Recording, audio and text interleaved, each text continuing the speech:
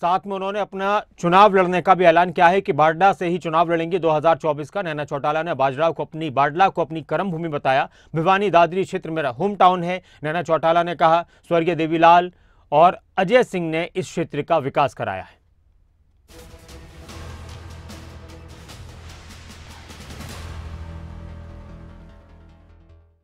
बिल्कुल, बाडला की जनता चाहेगी तो क्यों नहीं लड़ूंगी, ये कोई पूछने वाली बात है। ये हमारा मतलब होम टाउन है। मैं कहूँगी कि कर्म भूमि अजय सिंह चौटाला जी की।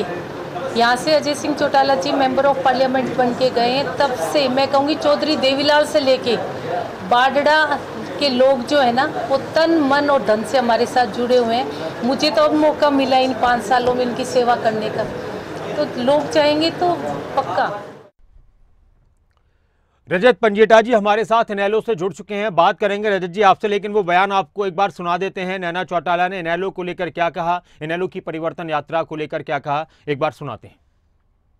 देखो, ये उनका मैटर है और मरता क्या ना करता, हर आदमी कोशिश करेगा तो वो कोशिश करने दो उनको। देखो, ये उनका मैटर है और मरता क्या ना करता, हर आदमी कोशिश करेगा तो वो कोशिश करने दो उनको। जी रजत जी, पार्टी आपकी है, आपकी मर्जी है, एक बात तो ये है, तो ये बात तो सभी कहते हैं, लेकिन मरता क्या ना करता, यानी ऐसी स्थिति में आ चुके हैं कि अब और कोई रास्ता नहीं बचा, तो अब इनेलो को यात्रा भी निकालनी पड़ी है।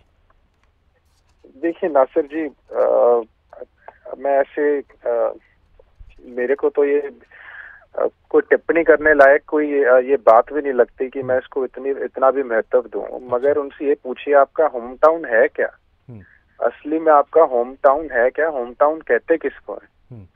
ये बोल देना कि हर जगह जाके कि होम टाउन है, सारा हरियाणा हमारा होम टाउन है, पूरा देश है, राजस्थान है, ये बात नहीं होती है। होम टाउन तो आपका भी जो है वही रहेगा, मेरा भी वही रहेगा जो आपका है। लेकिन बड़े दुर्भाग्य की बात है कि इस स्तर तक अब जजपा के जो नेता हैं वो आ चुके हैं कि वो ऐसी टिप्पणियां करने लग गए हैं अपनी हताशा के अंदर, जहां उन्हें पता लग गया है कि बाजड़ा में भी अब हार दिख रही है।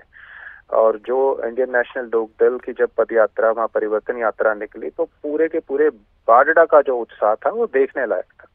तो कई बार फ्रस्ट्रेशन में ऐसी बातें निकल जाती हैं, मैं इस पे ज्यादा कुछ नहीं कहना चाहूंगा। लेकिन इनेलो की पदयात्रा पर भी उनकी प्रतिक्रिया आई है, उन्होंने कहा कि इनेलो इस स्थिति में पहुंच चुकी है कि मरता क्या ना करता। हिम्मत चाहिए, बोल देने से क्या होता है? ये कोई, आप बताओ हरियाणा में कौन सा ऐसी पार्टी है जो पदयात्रा कर रही है? हिम्मत चाहिए करने के लिए इतनी लंबी यात्रा। कोई मैंने वीडियोस देखे हैं, इनके नेता एसी के जो जिम होते हैं उनमें ट्रेडमिलों के ऊपर भागते हुए 5 स्टार होटलों के अंदर। ये जब इतने 40-42 डिग्री टेम्परेचर के अंदर, जहां पैर का नाखून उतर चुका है, डॉक्टर ऑपरेशन कर चुका है और बीच में से सारा का सारा वो मांस भी निकाल चुका है, पैर फट आगे उठा भी कट चुका है और भी उंगलियां पूरी की पूरी कैसी हालत के अंदर है। अगर और अकेले अभय सिंह जी की नहीं, जो यात्रा में सभी चल रहे हैं, सभी के पैरों का, हमारी कंडेला वाली ताई हैं, सुनैना जी हैं चौटाला, अर्जुन जी हैं, सभी के पैरों का ये हाल है। इतना संघर्ष करने के लिए हिम्मत चाहिए। केवल बोल देने से क्या होता है? किसी का भी मेहनत को, किसी के भी संघर्ष को आप 2 मिनट में कोई भी व्यक्ति कोई मतलब निम्न स्तर की कोई बात कर दे, उसका मैं क्या जवाब दूं? मैं तो इस बात को जवाब के लायक ही नहीं समझता। क्या हरियाणा की जनता नहीं देख रही? उनको भी इनेलो के चश्मा लगा के देखना पड़ेगा, जिस इनेलो ने उन्हें विधायक बनाया था, उनके सपुत्र को जिन्होंने एमपी बनाया था। तब तो ये बहुत अच्छे लगते थे इनको, अभय सिंह चौटाला, क्योंकि तब फायदा उठाना था जी।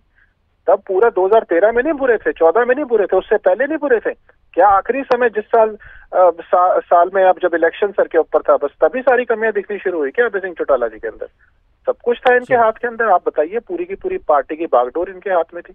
ना जेल जाते तो मुख्यमंत्री भी इन्हीं के अजय सिंह चौटाला बनते, मैं आज आपको दावे के साथ कह सकता हूँ। अच्छा, मगर जो होता है अच्छे के लिए होता है, जो होता है अच्छे के लिए होता है। हमें भी नहीं पता चलता और प्रदेश की जनता को भी नहीं पता चलता कि अभय सिंह चौटाला जी क्या शख्सियत है, क्या जो कहते हैं वो करते हैं।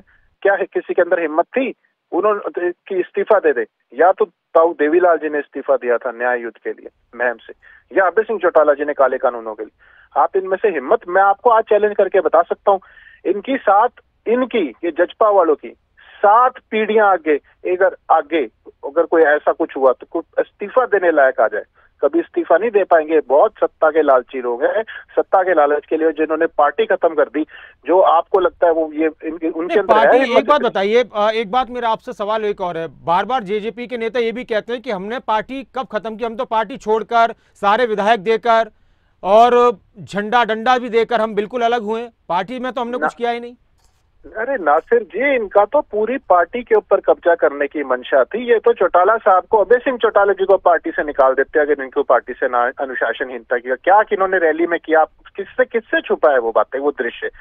धक्के तक मारे चौटाला साहब तक को, करण जी चौटाला तक को धक्के तक मारे गए इन्होंने। वहां जाके इन्होंने पूरा मंच, पूरा स्टेज कैप्चर करने की कोशिश करी। कौन करता है ये पब्लिक के अंदर तमाशा है? वो बंद कमरों में बातें होती हैं। आपको कोई ग्रीवेंसेस अगर पार्टी भी छोड़नी है तो छोड़ देते ना 2013 में। किसने कहा था पार्टी में रहने के लिए?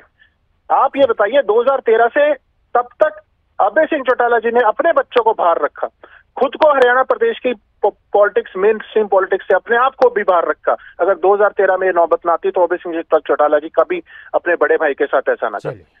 बहुत दुर्भाग्य की बात है, ये अपने अंदर झांक के नहीं देखते, अपने कुकर्म नहीं देखते, अपनी गलतियां नहीं देखते। इनका ये जो गलत होता है ना, उसकी आदत होती है बार बार की वो दूसरे की तरफ बोले, ध्यान भटकाने के लिए। शुक्रिया रजत जी, खबर अभी तक के साथ जुड़ने के लिए। नैना चौटाला का बयान इनेलो की पदयात्रा पर कि मरता क्या न करता। इनेलो के प्रवक्ता कह रहे हैं कि यात्रा करने के लिए हिम्मत चाहिए।